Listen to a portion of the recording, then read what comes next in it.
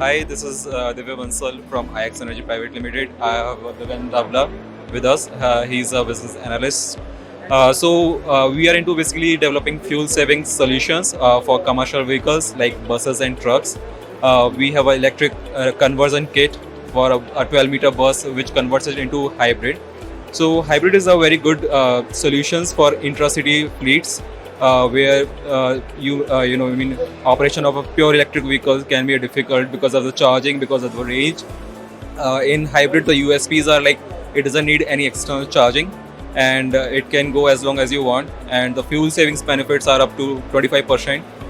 System is very simple to operate. We also have developed a pure EV conversion kit for cargo vehicles of up to 5-ton cargo category. And about the Prawaas, the experience is very good. The first day, yesterday, we have very good connections with many of the fleet operators and other vendors as well.